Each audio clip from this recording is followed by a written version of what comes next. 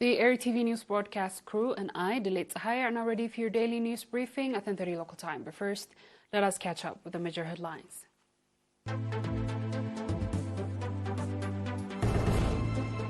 New dirt road in Adukhala subzone constructed. Seminars to reduce the prevalence of HIV and AIDS. Mali signs agreement with Russia to build gold refinery.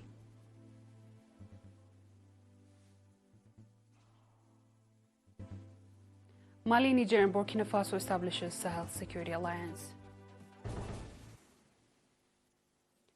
On our local news, the construction of new dirt road connecting Adukhala subzone with Maimene subzone has been finalized.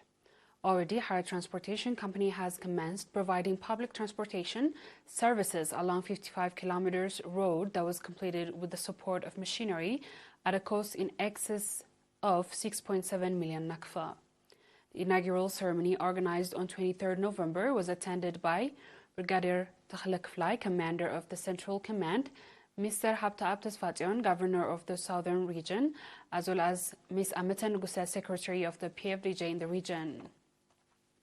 According to Lieutenant Colonel Abraham Haile, the administrator of Maimene subzone, the completion of the road's construction and the launch of transportation services by ERi Transportation Company will significantly facilitate the daily lives of the residents in the area's inhabitants. Additionally, Lieutenant Colonel Abraham urged the residents to conduct routine road maintenance check to ensure its continued viability. At the Golbo location at the Mereb River bank is 60 kilometers south of Adukhala.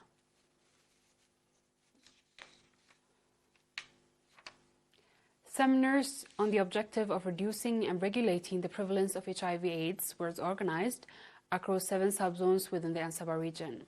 The seminar, which commenced in October, covered topics including etiology and ramification of the disease, effective control methods, the perils of engaging in hazardous sexual practices, public awareness campaigns, and the involvement and responsibilities of stakeholders.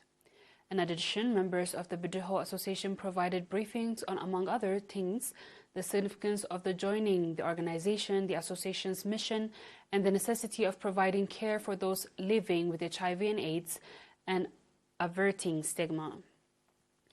This subject that was presented during the seminar sparked substantial debate among the attendees, who also embraced a range of suggestions, one which pertained to conduct awareness-raising activities in sustainable manners.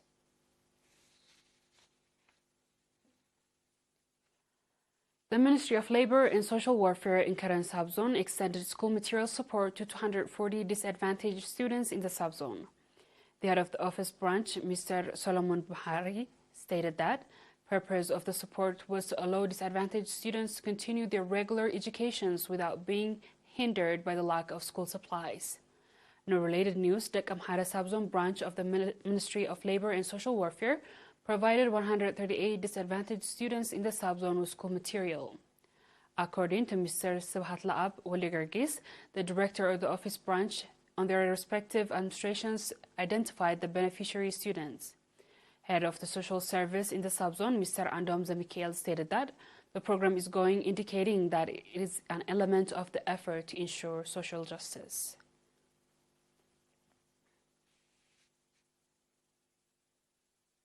The viewers will be back with the international news shortly. Do stay tuned.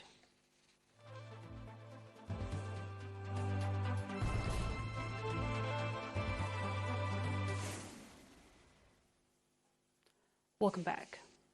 An Australian warship has sailed through Taiwanese Strait, the sensitive and narrow waterway that separates Taiwan from China, provoking a warning from Beijing. Taiwan's Ministry of National Defense did not name the ship in a statement releasing on Friday, but it said entered the strait and previous day on sailed through southern directions. Taiwan's military kept watch without the statement added, without giving details.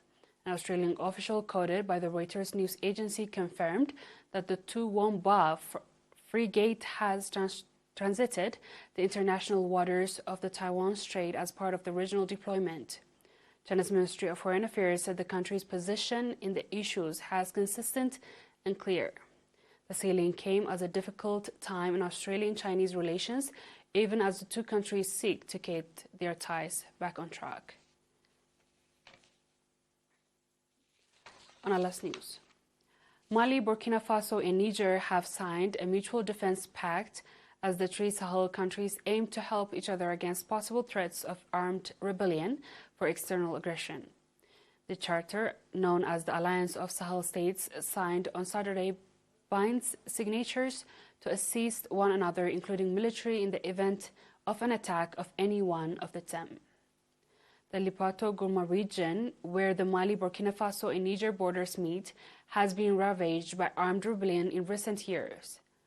An armed rebellion that erupted in northern Mali in 2012 spread to Niger, Burkina Faso in 2015.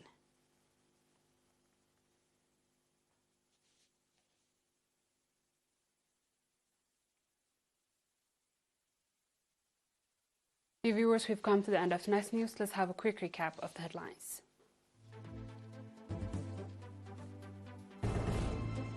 Dirt road in Ad-Duhala subzone constructed. Seminars to reduce the prevalence of HIV/AIDS. Mali signs agreement with Russia to build gold refinery.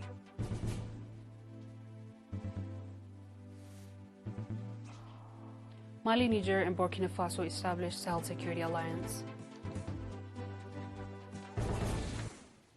That is all our local and international news. Dear viewers, thanks for watching and have a good night.